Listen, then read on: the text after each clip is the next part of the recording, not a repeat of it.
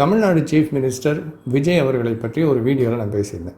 அந்த வீடியோவை பார்த்துட்டு ஒரு கிறிஸ்தவர் ஒருத்தர் இப்படி கமெண்ட் எழுதியிருக்கார். என்ன அப்படின்னு தெரியல பாருங்கள். அவர் சொல்கிறாரு, ஒரு கிறிஸ்தவர் தமிழ்நாட்டுக்கு சிஎம் ஆனது எனக்கு ஜீரணிக்க முடியலையா, என்னால் அதை ஏற்றுக்க முடியல அப்படின்னு எழுதியிருக்கார்.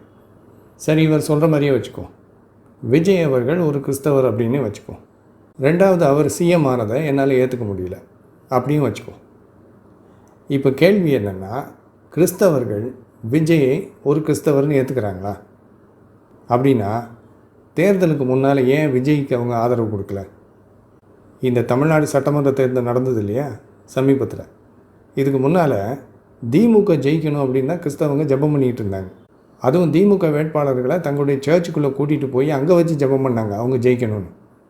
அது தவிர கிறிஸ்தவ சபைகள், பெரிய பெரிய கிறிஸ்தவ இயக்கங்கள் அறிவிப்பு கொடுத்தாங்க கிறிஸ்தவர்களுக்கெல்லாம், நாம் எல்லோரும் இந்த தேர்தலில் திமுகவுக்கு தான் ஓட்டு போடணும், திமுகவை ஜெயிக்க வைக்கணும் அப்படின்னு.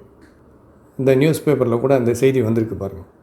இது மாதிரி திமுக ஜெயிக்கணும் அப்படின்னு சொல்லி இவங்க ஜெபம் பண்ணது, திமுக வேட்பாளர்களை கூட்டிகிட்டு போய் சபைக்குள்ளே வச்சு ஜெபிச்சது, திமுகவுக்கு தான் ஓட்டு போடணும்னு இவங்க சபையில் அறிவித்தது, இதெல்லாம் பண்ணாங்க.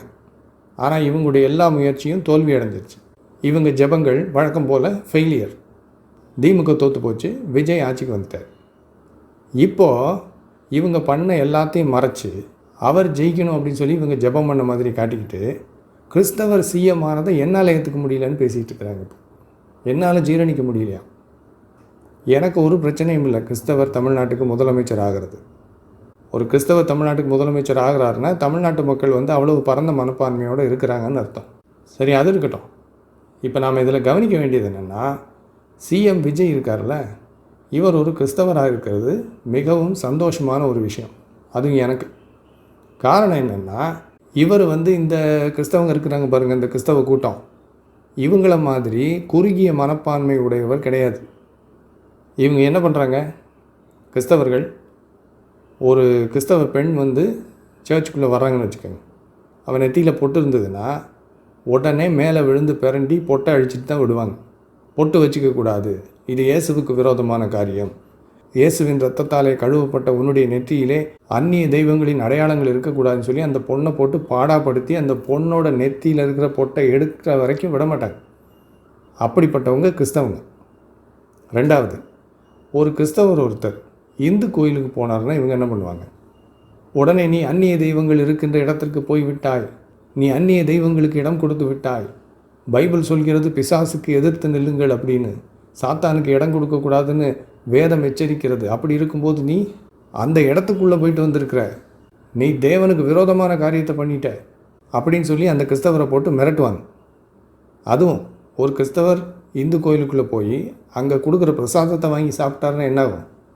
அவ்வளவுதான், உன்னை நீயே தீட்டுப்படுத்தி கொண்டாய், நம்முடைய சரீரம் பரிசுத்த ஆவியின் ஆலயமாக இருக்கிறது என்று பைபிள் சொல்கிறது, அப்படிப்பட்ட ஆலயத்தை நீ தீட்டுப்படுத்தி விட்டாய், அந்நிய தெய்வங்களின் இடத்திற்கு போனது மட்டுமல்லாமல் அந்த தெய்வங்களுடைய பிரசாதத்தை வாங்கி நீ சாப்பிட்டு இருக்கிறாய், நீ தேவனுக்கு விரோதமான காரியத்தை செய்து விட்டாய் அப்படின்னு சொல்லி அவரை போட்டு மிரட்டி உருட்டி பாடுபடுத்தி அவருக்கு நியாய தீர்ப்பு கொடுப்பாங்க.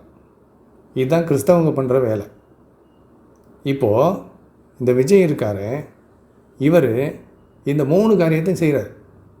நெத்தியில் பொட்டு வச்சுக்கிறார், இந்து கோயிலுக்குள்ளே போகிறார், இந்து கோயில்களில் அர்ச்சகர்கள் பூஜை பண்ணிட்டு கொடுக்குற பிரசாதத்தை வாங்கிக்கிறார். அது மட்டும் இல்லை, தேர்தலுக்கு முன்னால் திருச்செந்தூர் கோயிலுக்குள்ளே போய் அங்கே சாமி கும்பிட்டுட்டு அவங்க முருகனுடைய அடையாளமாகி வெற்றி வேலை பரிசாக கொடுத்துருக்குறாங்க. வீரவேல் வெற்றிவேல், அந்த வேலை சந்தோஷமாக வாங்கிட்டு வெளியில் வர்றார். பாருங்கள் அந்த வீடியோவை.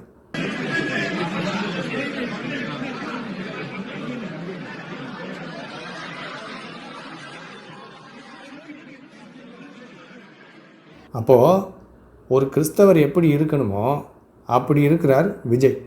எல்லா மதங்களையும் மதித்து எல்லா மத வழிபாட்டு தலங்களுக்கும் போய் எல்லா மத தெய்வங்களையும் வழிபட்டு எல்லா மத உணர்வுகளையும் ஏற்றுக்கொண்டு ஒரு நல்ல பரந்த மனப்பான்மையுடைய ஒரு மனிதனாக வாழ்ந்து காட்டி ஒரு கிறிஸ்தவர் இந்த உலகத்தில் எப்படி இருக்கணும் அப்படிங்கிறத காட்டியிருக்கார்.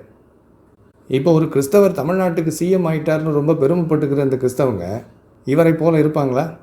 இவர் செய்கிறத பின்பற்றி எல்லா மதங்களுக்கும் மதிப்பு கொடுப்பாங்களா? அல்லது குறைந்தபட்சம் மற்ற மதங்களை குறித்து இழிவாக பேசுகிறது நிறுத்துவாங்களா? அப்புறம் என்ன பெரிய பெருமை? தமிழ்நாட்டுக்கு கிறிஸ்தவர் சிஎம் ஆயிட்டாருன்னு? என்ன பெருமை? அவரை போல் நீங்கள் இருக்க மாட்டீங்க. இந்து மதத்துக்கு மரியாதை கொடுக்க மாட்டீங்க. இந்து மத கடவுளையெல்லாம் எப்பவும் போல் மட்டமாக பேசுவீங்க. இந்து மத நம்பிக்கைகளை இழிவுபடுத்துவீங்க. எல்லாத்தையும் செஞ்சுக்கிட்டு நெத்தியில் பொட்டு வச்சுக்கிட்டு இந்து கோயிலுக்குள்ளே போய் இந்து கோயில் பிரசாதத்தை வாங்கி இந்து கோயிலில் கொடுக்குற வெற்றி வேலை வாங்கிக்கிட்டு இந்துவை போல் வாழ்ந்துட்டு இருக்கிற கிறிஸ்தவரை கிறிஸ்தவர் ஒருத்தர் சிஎம் ஆகிட்டாருன்னு நீங்கள் எப்படி பெருமைப்பட்டுக்கலாம்? சமீபத்தில் கூட இவர் சிஎம் விஜய் கர்நாடகாவில் இருக்கிற கொல்லூர் மூகாம்பிகை கோயிலுக்கு போயிட்டு வந்திருக்கார். அதையும் பாருங்க திரையில். Tamil Nadu Chief Minister C. Joseph Vijay visited the Kollur Mookambika temple in Karnataka on Friday. The Chief Minister offered a 1.6 kilogram silver sword to the presiding deity and performed special pujas at the temple in the afternoon.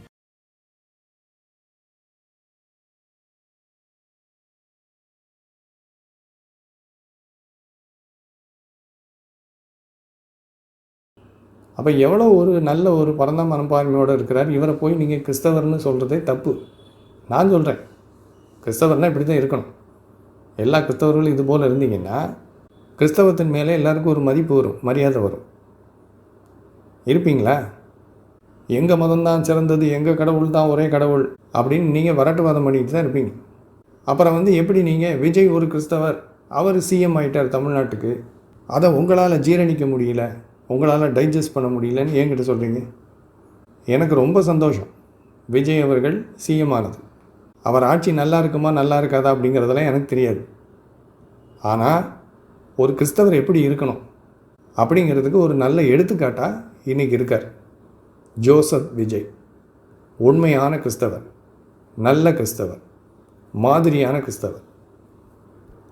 தயவு செஞ்சு அவரை மாதிரி வாழுங்க, அவரை பின்பற்று.